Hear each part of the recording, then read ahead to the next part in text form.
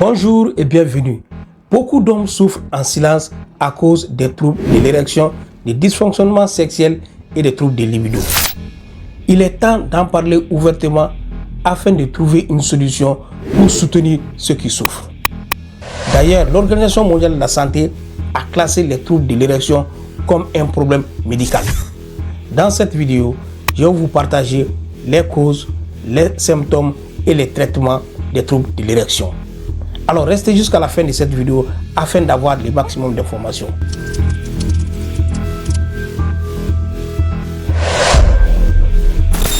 Selon la statistique, 49% des hommes souffrent de troubles de l'érection. Et ça, c'est la face cachée de l'iceberg. Les hommes ne consultent pas parce qu'ils ont peur des tabous, ou ils ont honte, ou simplement ils ont peur d'être jugés et les préjugés. Ces statistiques-là montrent avec l'âge.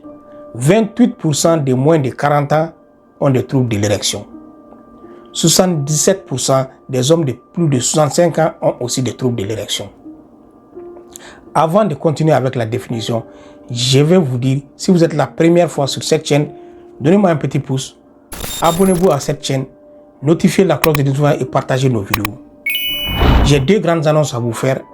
À la fin de cette vidéo, j'ai un cadeau à vous faire, un e-book qui traite entièrement des troubles de l'érection. Et finalement, j'ai un remède naturel que vous pouvez cliquer à la barre de description en bas. Vous allez trouver les remèdes naturels qui vont vous permettre de guérir, qui vont vous permettre d'être soulagé des troubles de l'érection. Les troubles de l'érection, c'est des...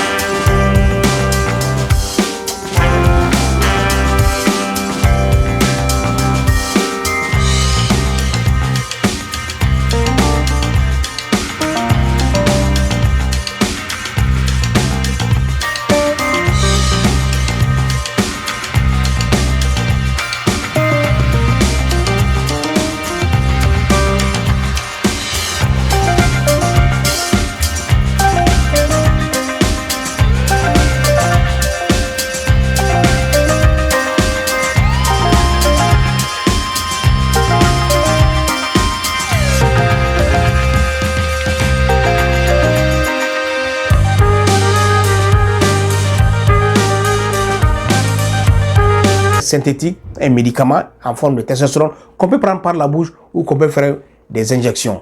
Mais ça, c'est seulement ceux qui souffrent des problèmes, des troubles de l'érection liés à un manque de testostérone.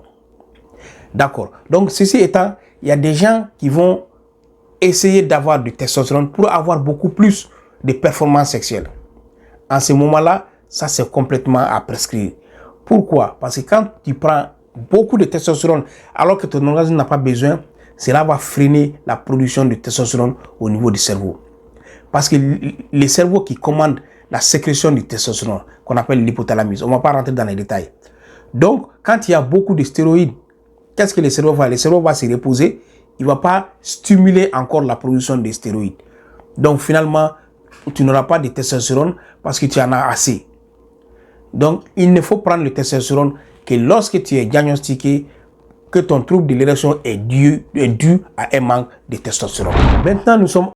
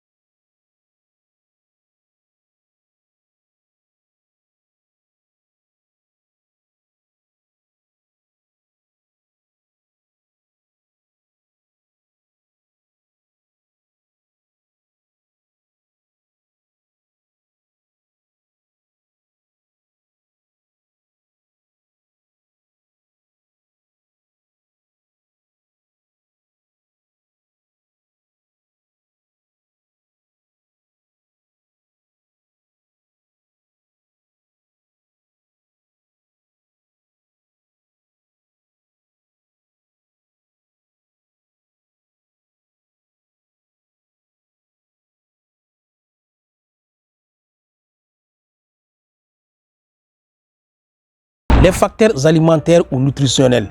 Parmi eux, nous avons le tabagisme. Le tabac a été incriminé dans beaucoup de maladies, notamment les troubles de l'érection ici. Le tabac, qu'est-ce qu'il fait? Il va aller bloquer progressivement les petites artères. Et ces artères ne vont pas suffire à avoir suffisamment de sang pour permettre l'érection. Aussi, il y a l'alcool.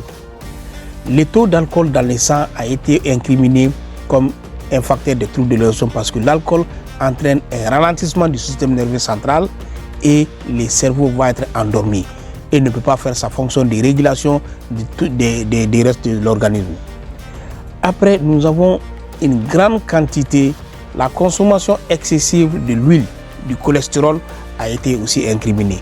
En matière aux grands consommateurs de l'huile, il faut maintenant diminuer la consommation de l'huile parce que le cholestérol, ça va aller bloquer les artères. Et quand les artères sont bloquées, on ne peut pas trouver l'afflux nécessaire de sang pour aller faire le rôle d'érection et le rôle d'avoir du sang au niveau du pénis. Avant d'entamer les traitements proprement dits, il y a beaucoup de remèdes qui circulent notamment sur l'internet. Des ventes des produits miracles, des ventes des produits, des solutions, des concoctions, des feuilles, etc., même des marabouts qui sont susceptibles de vous aider pour guérir des troubles de l'érection. Mais qu'en est-il? Est-il réellement vrai? La question que je me pose, pour pouvoir traiter une pathologie, pour pouvoir traiter un problème médical, il faut d'abord connaître la cause. Quand on connaît la cause, on se situe quel traitement on va faire. Dans cette situation, on ne peut pas traiter un trouble de l'érection dû à un manque de testostérone comme un trouble de l'érection d'origine psychologique. Quelqu'un qui est stressé, il faut résoudre son problème de stress, il pour résoudre son problème d'anxiété, pour pouvoir l'amener à avoir des érections. C'est pour cela qu'il faut nous laisser des commentaires. Si vous avez aux prises avec cette pathologie, des commentaires, nous contacter pour qu'on puisse vous aider avec nos remèdes naturels. Sinon, on va vous diriger vers les ressources appropriées de vous aider. Parce que c'est ça qu'il s'agit. Donc, restez avec nous jusqu'à la fin de cette vidéo. On va commencer les traitements et je vais vous dire les remèdes qu'il faut pouvoir s'entorser de cette situation. Les traitements des troubles de l'érection, je dis les traitements parce qu'il y a plusieurs traitements dépendamment de la cause. Le premier traitement, c'est quoi? C'est de briser la glace et briser les tabous. Il ne faut pas avoir honte, il faut sortir de son zone de confort pour en parler. Donc, le premier traitement, c'est l'ouverture. L'ouverture avec qui? Avec ta partenaire. Il est essentiel et même indispensable de joindre sa partenaire, d'associer sa partenaire avec ces traitements.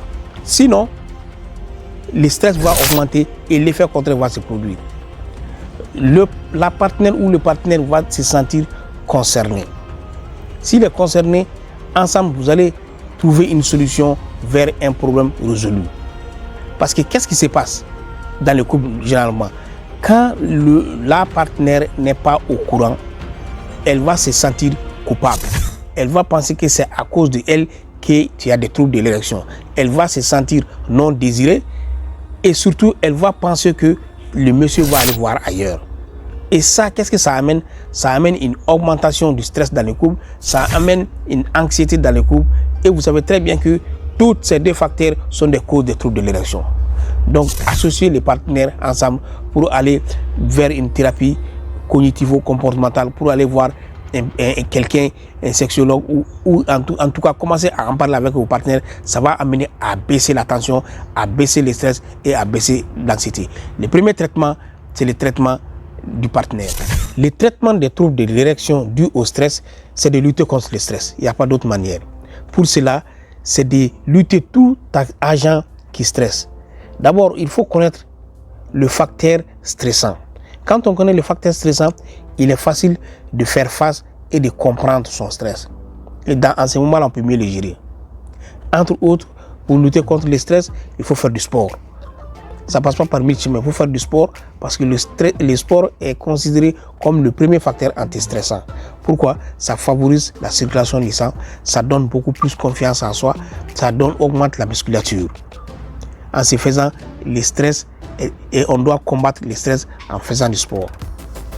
Ensuite, il faut préconiser la visualisation, la respiration et l'hypnose. Tous ces facteurs combinés vont vous permettre de baisser le stress, d'avoir plus confiance en toi et progressivement d'aborder le ou la partenaire pour pouvoir avoir une bonne érection sexuelle. Ajouté au sport, il y a des exercices particuliers qui permettent d'avoir une érection répétée et durable. C'est des exercices du périnée qu'on appelle les exercices de Kegel.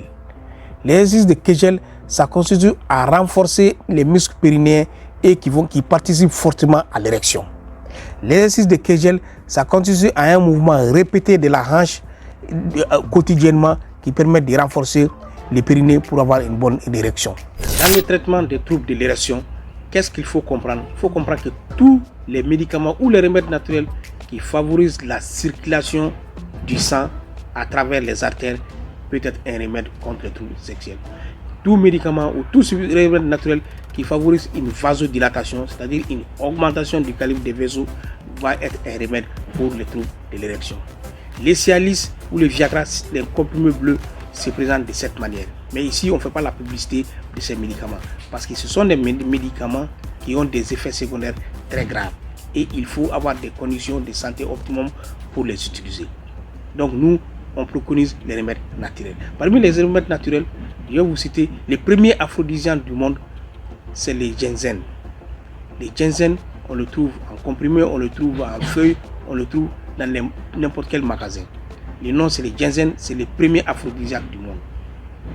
À partir du ginseng, aussi on peut, les gingembre aussi a été incriminé. Il y a les ginseng, mais il y a les gingembre. Les gingembre aussi a été incriminé comme l'un des puissants aphrodisiaques. À côté, il y a le miel et il y a l'ail.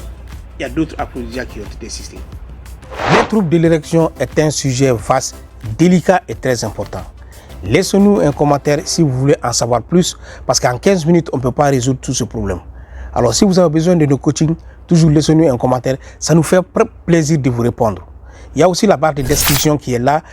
On a dressé un e-book qui traite tous les sujets et aussi nos remèdes naturels sont là-bas aussi. Allez-y, cliquez et vous aurez des remèdes naturels. Si vous avez aimé cette vidéo, n'hésitez pas.